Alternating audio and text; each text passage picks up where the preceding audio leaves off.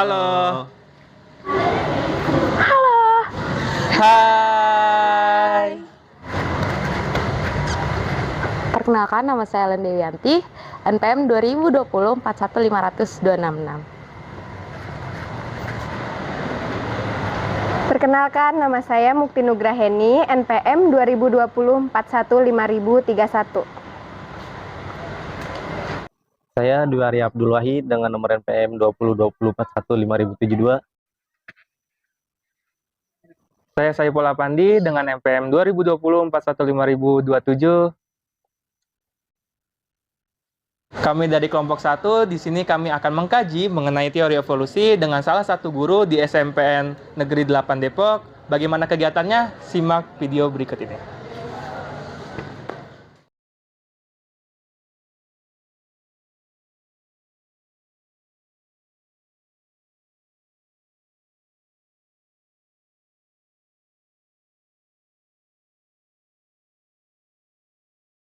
Assalamualaikum warahmatullahi wabarakatuh, Pak. Waalaikumsalam warahmatullahi wabarakatuh. Perkenalkan, kami dari mahasiswa Unindra semester 7, khususnya dari pendidikan biologi. Nah, maksud dan tujuan kami di sini, kami ingin mewawancari Bapak terkait materi evolusi. Kalau boleh saya tahu, saya sedang bicara dengan Bapak siapa? Ya, saya Pak Nanang, guru IPS di SMP 8. Oke. Nah, kan seperti yang kita ketahui ya Pak, bahwasannya materi evolusi itu merupakan materi perubahan. Iya. Yang mana dia mengatakan bahwasannya dahulu kala manusia itu tercipta dari kera yang berevolusi sampai sekarang. Nah, kalau saya bertanya pendapat Bapak sendiri terkait teori evolusi itu seperti apa ya Pak? Oke, ini menurut saya ya. Kalau menurut saya, teori evolusi itu sampai sekarang pun masih diragukan kebenarannya ya. Karena yang pertama, jika kita dikatakan berasal dari kera, berarti kalau kita ketemu kera nanti kita salaman dong, itu nenek moyang kita ya. Nah, nggak mungkin juga kan. Kemudian kenapa sampai sekarang pun masih ada kera? Sedangkan katanya berevolusi, harusnya semuanya menjadi manusia dong. Nah, kalau kita lihat dari segi sejarah Islam pun, manusia pertama itu adalah Nabi Adam, yang turun ke bumi sekitar tahun 5872 sebelum Masehi. Sedangkan manusia purba dikatakan itu berada pada zaman Neozoikum, sekitar 2,5 juta sampai 3 juta tahun yang lalu. Berarti dikatakan Nabi Adam keturunan kera juga dong? Nggak mungkin dong. Itu menurut saya. Jadi teori evolusi ini mungkin sampai sekarang pun saya masih meragukan kebenarannya. Oke. Kan banyak ya Pak para evolusionis, khususnya seperti Landmark dan Darwin yang menyatakan teori evolusi. Nah, menurut Bapak itu apa sih yang Bapak ketahui tentang Landmark, Darwin, dan seleksi alam, Pak? Oke, kalau menurut Landmark ya, Landmark ini mengatakan bahwa manusia itu berasal dari makhluk yang paling sederhana sampai ke yang lebih sempurna ya. Kalau menurut Darwin, itu dikatakan manusia berevolusi dari bentuknya, dari seekor kera yang tadinya membungkuk lama-kelamaan menjadi tegak kemudian menjadi seorang manusia. Sebetulnya evolusi adalah perubahan. Perubahan ini maksudnya bukan hanya bentuk aja, tapi mungkin lebih tepatnya dalam tata cara kehidupan. Itu menurut saya. Jadi kalau untuk bentuk sepertinya manusia memang dari dulu seperti ini. Mungkin hanya perubahan ukurannya, bukan bentuknya. Itu menurut saya. Menurut Bapak juga nih Pak, ada nggak sih Pak keuntungan bagi pelajar ataupun kita sebagai mahasiswa sendiri dalam mempelajari ilmu teori evolusi ini Pak? Ya pasti ada dong. Semua ilmu itu kan pasti ada makna yang kita ambil ya, atau ilmu yang kita bisa serap ya. Apalagi evolusi ini kan tentang perubahan. Kita ambil saja tentang perubahan dari tata cara kehidupannya. Dari manusia purba itu yang tadinya tidak mengerti apa-apa, sampai sekarang perkembangannya luar biasa ya teknologinya ya. Itu kita harus ambil bagaimana perkembangan dari zaman ke zamannya. Kita jadikan pelajaran, itu penting. Oke, teori evolusi ini kan erat kaitannya dengan manusia purba ya Pak ya? Iya. Nah, menurut Bapak apa sih yang Bapak ketahui tentang manusia purba itu sendiri Pak? Gitu. Oke, selama saya mempelajari sejarah, sampai sekarang pun saya sebetulnya masih ragu tentang keberadaan manusia purba tersebut ya. Karena saya beranggapan bahwa manusia dari awal pun bentuknya sudah sempurna, tidak seperti kera. Kalau misalkan memang masih ada yang mengatakan atau meyakini kita berasal dari kera, ya berarti kalian ketika ketemu kera harus hormat, karena itu merupakan nenek moyang kalian. Kan tidak mungkin seperti itu.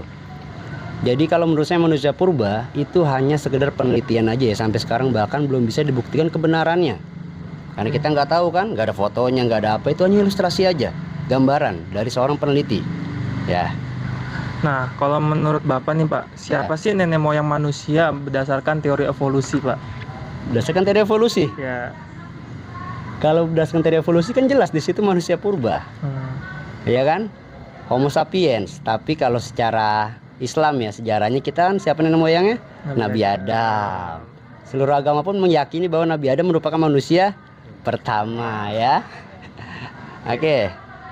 Itu menurut saya. Terus apa lagi pertanyaannya? Oke, lanjut ya Pak. Ya. Apakah Bapak percaya tentang teori evolusi?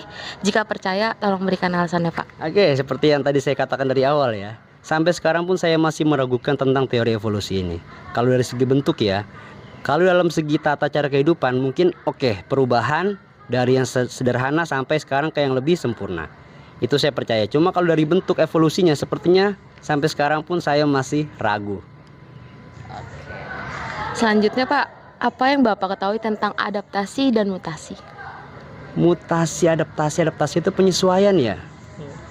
Penyesuaian manusia dengan zamannya ya. Misalnya kayak sekarang ketika teknologi semakin berkembang kita harus menyesuaikan ya. Tapi ingat, kita menyesuaikan itu bukan kita terus tergantung dengan teknologi tersebut. Tapi kita harus bijak dalam menggunakannya. Jangan sampai seperti anak-anak sekarang nih. Dengan HP mereka malah terjebak dengan dunia mayanya. Sedangkan dunia aslinya mereka malah kurang pergaulan. Bahkan mereka pembelajaran pun menjadi terganggu, menjadi malas karena adanya Google, Wikipedia maupun yang lainnya.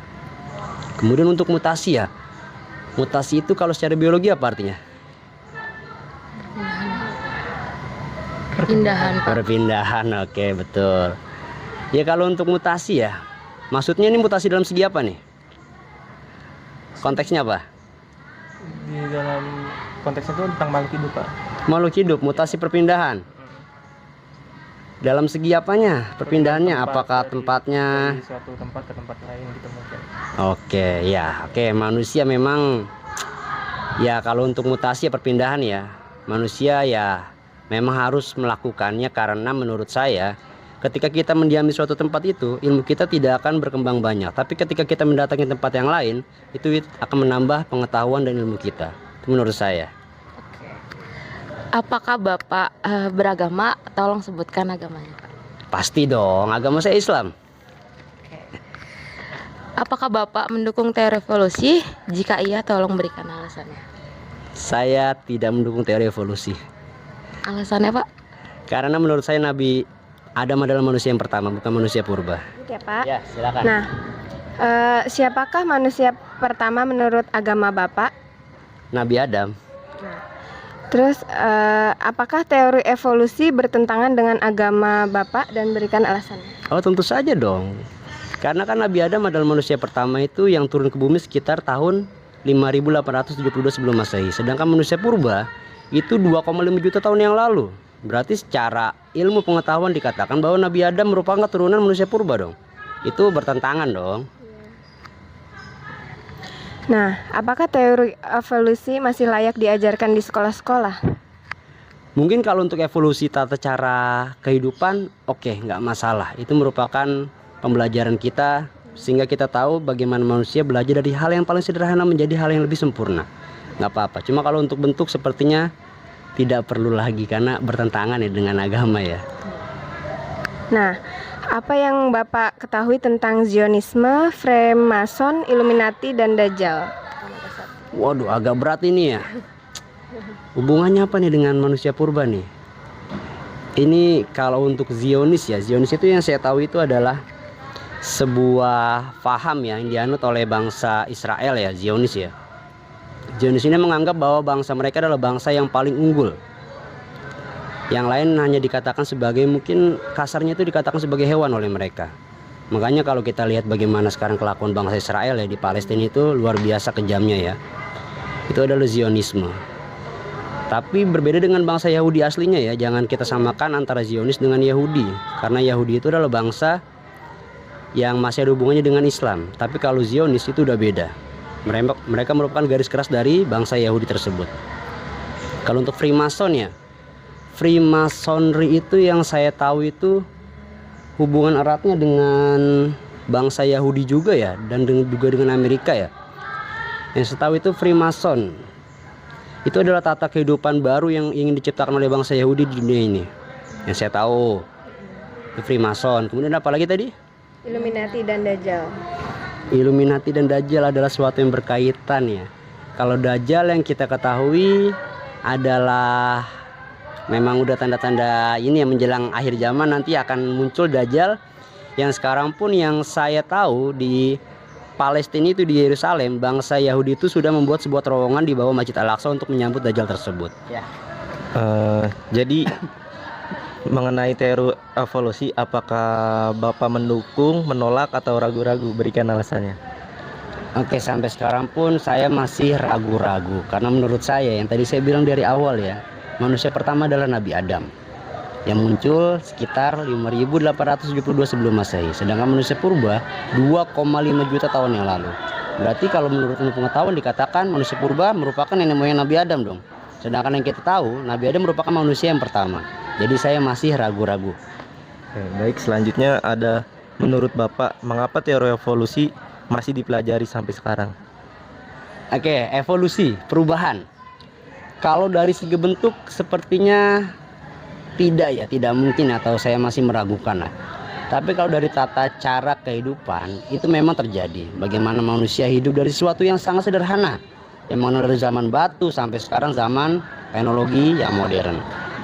Masih perlu diajarkan untuk perubahan dari tata cara kehidupan tersebut. Bagus itu. Apakah boleh jika kita menjelaskan suatu ilmu atau teori kepada orang lain tetapi bertentangan dengan agama yang kita anut? Kalau misalkan kita menjelaskan suatu ilmu bertentangan dengan agama yang kita anut, oke, depannya kita memang tetap menjelaskan sesuai dengan konsepnya ya. Tapi di akhir kita jelaskan bahwa teori ini misalnya ya, teori ini sebetulnya tidak benar karena bertentangan dengan agama. Kita kasih penjelasan secara rincinya. Jangan sampai kita hanya mengatakan ini tidak benar, tapi tidak kita jelaskan kenapa tidak benarnya. Harus kita jelaskan juga. Bagaimana cara Bapak untuk menjelaskan teori evolusi, khususnya evolusi pada manusia ke peserta didik? Oke, jadi selama ini saya mengaitkan antara teori evolusi ini dengan Al-Quran ya. Saya selalu mengajarkan kepada anak-anak itu bahwa manusia purba itu memang kita perlu pelajari bagaimana tata cara kehidupannya. Tapi kalau untuk bentuknya, saya meyakini dan saya mengajarkan kepada anak-anak bahwa kita dari awal pun sudah sempurna, yaitu Nabi Adam. Bentuknya kita memang sudah sempurna, tidak seperti kera. Saya selalu mengatakan kepada anak-anak, kalau misalkan kita menganggap kera itu sebagai nenek moyang kita, jangan sampai nanti kalian ketemu di jalan kalian salam dengan kera. Jangan, karena menganggap itu nenek moyang kita. Jadi sampai sekarang pun saya tetap mengatakan kepada anak-anak, oke, teori evolusi memang ada, tapi kalau untuk perubahan dari kera ke manusia itu sesuatu yang tidak mungkin. Itu menurut saya. Oke, baik Bapak, terima kasih atas penjelasannya. Karena udah semuanya pertanyaan kami lontarkan, selanjutnya kembali kepada Pandi. Oke Pak, mungkin itu saja ya Pak yang perbincangan kita pada hari ini gitu.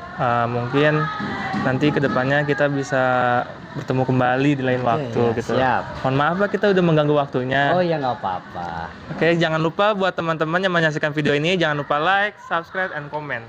Wassalamualaikum warahmatullahi wabarakatuh. Hai. Hitung, Oh, iya. hanya hitung. 1, 2, 3. Hai. Kami dari kelompok 1, sekarang kami ada di SMP. Kan gue lupa. Nah, Halo, perkenalkan. Kok halo lagi? Halo. suara gua ngapa jadi begitu?